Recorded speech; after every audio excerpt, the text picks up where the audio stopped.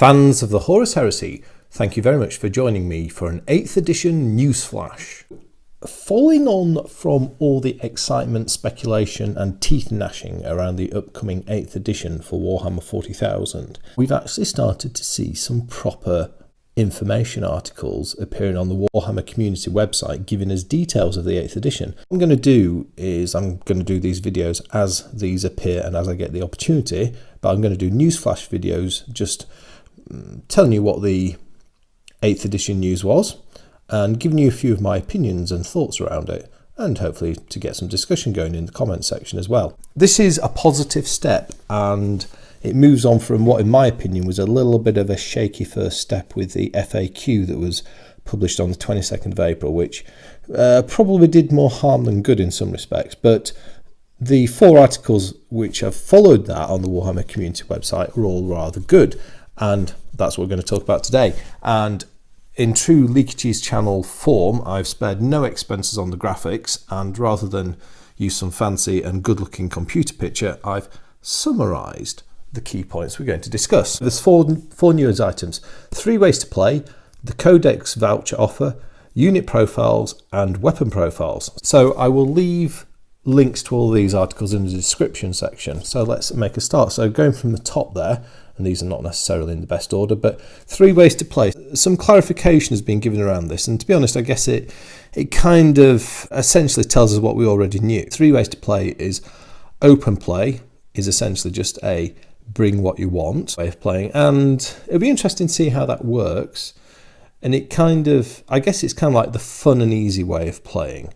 You can put forces together of any units you own, like happen to find under your sofa or whatever that may be, and create a viable army out of them. They've said that they're going to give points values for everything, so you'll be able to do this, and sounds intriguing. And I mean, one thing about open play is you won't be able to use that in matched play, so you're never going to be able to have an unbound list in a tournament. But for, I guess, friended play and the like, it's a great thing, and I quite like the idea of it, because there are a number of units I'd like to own, but that I really like the figures for. I've never bought them because I don't want to buy a whole force of them. Yeah, that seems quite good for open play. Narrative play, it's essentially saying it's to do with playing a story, but it doesn't really tell us more than that. So we'll have to see what that actually means when they develop it in more detail. And then the match play is your classic points balance system, and they're talking about basing this around the 6 classic mission tables. I guess no great change there, and probably this doesn't need changing that much, apart from the fact we're going to have an entirely new points system, and we'll come to that when we get onto unit and weapon profiles, because the balance of power is going to shift very significantly in 8th, I think. And essentially this is any army that conforms to a match play army will have to be battle forged, i.e. compliant under a list in a point system to enter into that. So interesting. I guess that's not massive news. They're saying they reckon that a 1,000 to 2,000 point game will take just over 2 hours to play on a 6x4 foot table. So at the moment it takes a bit longer than 2 hours to play a 2,000 point game, or depending how lucky you are or unlucky you are. There's a little bit more detail on 3 ways to play, and I guess it kind of makes a bit more sense of when they say go ahead and buy away miniatures from the FAQ, which I didn't like the sound of that statement, but now they're telling us that there's going to be a game system whereby you can use anything in a friendly game. So actually, it's useful to get the context there. What do I think about that? I think that's a positive thing, so I'm going to give that one a pass. The next thing is the Codex Voucher offer. So essentially what they're saying is if you've bought a Codex within, I believe, the last 8 weeks, let me find the article. Right, so for the Codex offer, what they're saying, and this is what they announced in their live Q&A recently, is if you've bought any rule books or codices over the last 8 weeks, they're gonna, if you contact them with the proof of purchase, they will give you a voucher for the value of that product. So they're essentially giving you a customer credit note for those codices or rule books, because there is significant amounts of content are about to be rendered redundant. Sounds like a positive thing. Well, it's better than not offering it, shall we say. You need to get in touch with their customer service team, and I have seen a message on their page saying that their customer service team have been overwhelmed by emails, unsurprisingly, so you might have to wait a bit for that response, but they've pledged it there in writing on the website, so I would expect them to follow through. Moving on to the third item of today's news flash, and this is where we get into the unit profiles. This is going to be the potatoes part of the meat and potatoes here of this bulletin. So unit profiles. They've given example unit profiles, so actually address some of the questions that we all had about movement values. First significant thing is vehicles are going to cease to exist as a separate damage system. So the AV or armor value system is going. So all units will now have toughness and wound stats, or in the case of vehicles you may assume it's a damage point, but I think they're going to call them all wounds. No more armor value 14 Land Raiders. You'll now have a toughness and a saving value. So this is really old school. This is like first edition way of dealing with vehicles for damage purposes. I love the sound of this because it does away with that enormous problem in my eyes that you had between the disparity in survivability and capability between monstrous creatures and dreadnoughts and vehicles. So a Space Marine dreadnought is a vehicle. However, a Mechanicum robot is a monstrous creature, and this enormous great Tau battlesuit for some reason is also a monstrous creature. Doing away with that, everything will have a toughness and a save, and it will all take damage according to the same system. So I think that's really good. Okay, the next thing about this, so the profile block has been simplified. We no longer have an initiative stat, that has gone. However, we do have a movement value being introduced. Now, it seems that the base movement value, they are sticking with 6 inches. So there's been some concern that with the reintroduction of movement values, standard human move values would drop down to 4 inches. That's not the case. They're sticking with 6. This is what I thought they would do. I thought they'd stick with 6 as a human or average base, and they would make things faster. And as we'll find out, you can also make things a bit slower. They're doing away with numerical values for the weapon skill and ballistic skill and replacing them with a value to hit on the D6. So for example, a Space Marine now has a weapon skill of 3+ and a ballistic skill of 3+, as opposed to a weapon skill and ballistic skill of 4.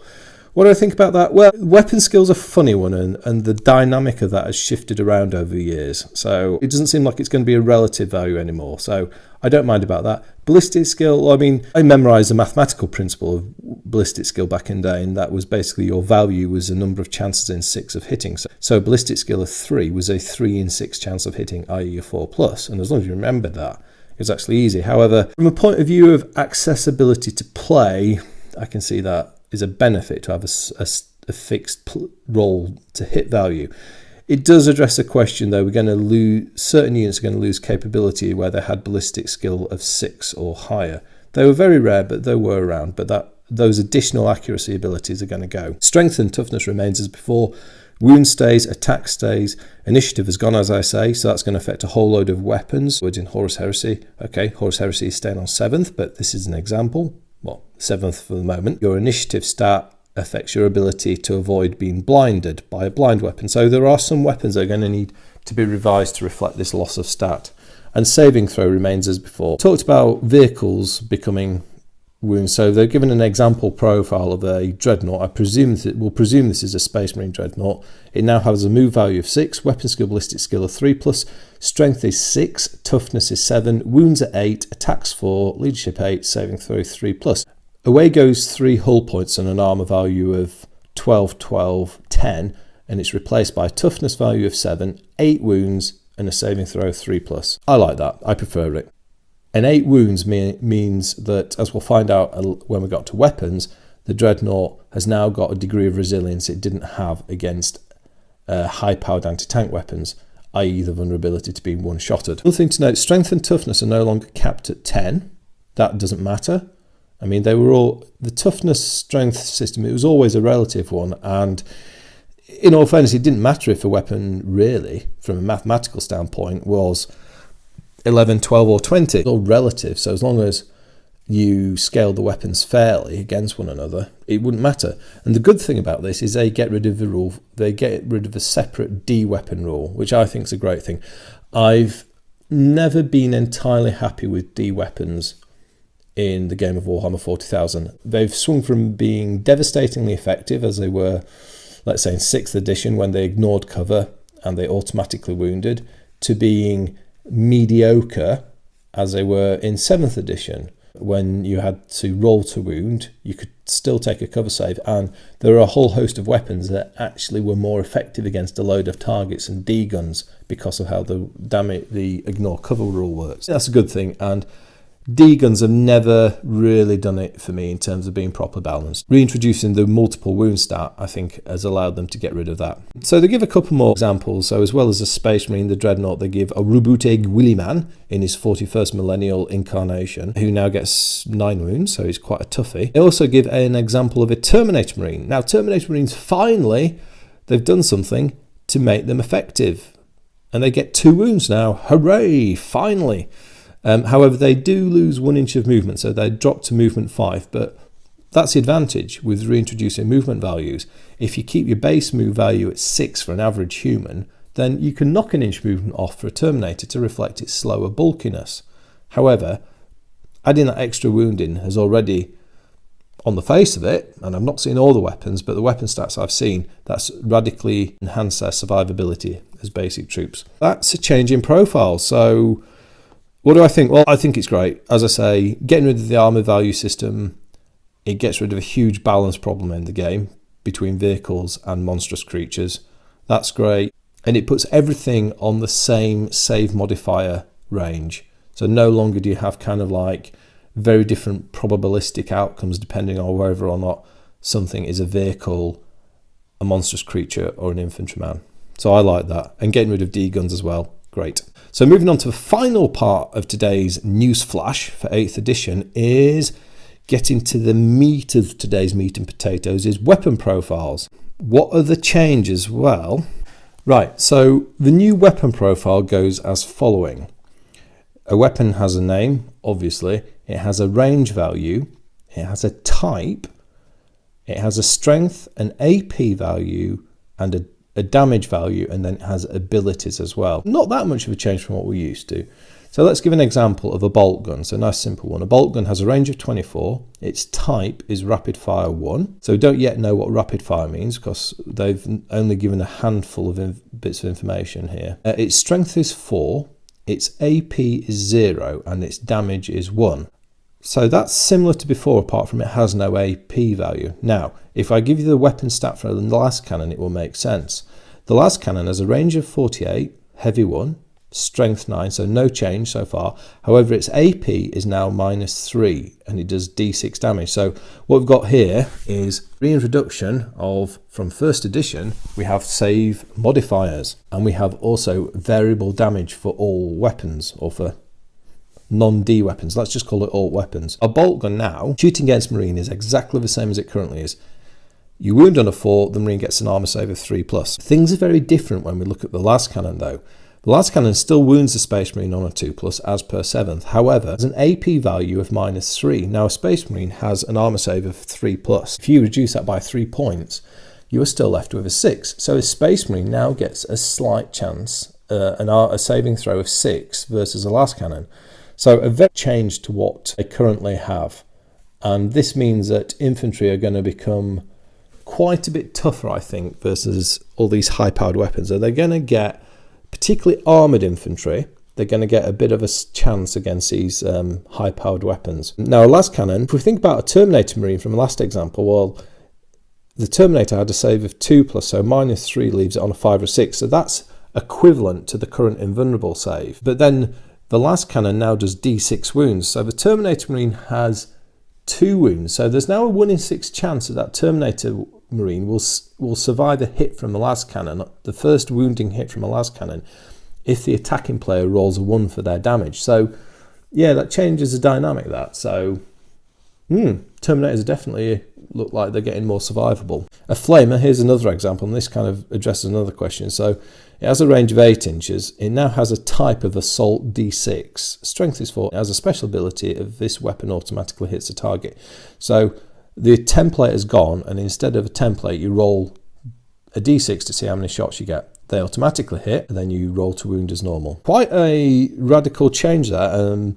This is very 1st edition. People say it's 2nd edition, but no, this, armor modifiers and variable damage goes right all the way back to first edition of 40k. It was the original mechanic. What do I think? Well, in principle, I actually think it looks a good thing, particularly coupled with the abandonment of the vehicle AV system. I think the two go hand in hand together well, and it's going to make the game much easier and more straightforward to play, because you just got one set of stats to remember for each weapon, a one damage system to remember. It doesn't matter if you're shooting a guardsman or a land raider, they all operate on the same toughness scale. Likewise, they use the same save system and the same save modifiers as well. As I say, D weapons have gone, and strength values now have no upper limit as far as they've said so far. Interesting, yeah. Very interesting. I like it, I think. I like it, yeah. The AV system, I mean, I think I like the AV system in the 7th edition rule. And I thought it worked pretty well. The only problem was there was still a disparity between the resilience of armoured targets versus monstrous creatures. And then there was also quite a heavy random element as well, because I mean, let's say you bought an expensive standard vehicle. So let's take the classic Space Marine example of the Spartan. Buy the right gun, you could still lose that vehicle to one attack. I don't think that's going to be possible anymore in this rule. Even the high-powered las cannon is probably going to take, from what I can see, it's probably going to take 4 or 5 shots to destroy a Land Raider, guessing that a Land Raider may have 20 to 30 wounds. So it's going to be interesting to see how that works out. As I say, all this means a radical rebalancing of the points values for units, it seems. Yeah, I can see that I'm going to be, me and my mates, we're going to be playing lots of 30k in 40k test games, using the rules as we're provided to best do that. So we might have to make up some rules for things like Volkite weapons when this comes out. Anyway, so I hope you've found that an interesting little chat about the news, and sharing a few of my thoughts on what I think about these changes. And you please do the same. Share your thoughts. What do you think about these latest 4 pieces of news? I think the next bit of news that's going up is about movement values, and I'm sure I'll be back to do another 8th edition news flash on movement values. Thank you very much for listening. I'll speak to you next time, and goodbye.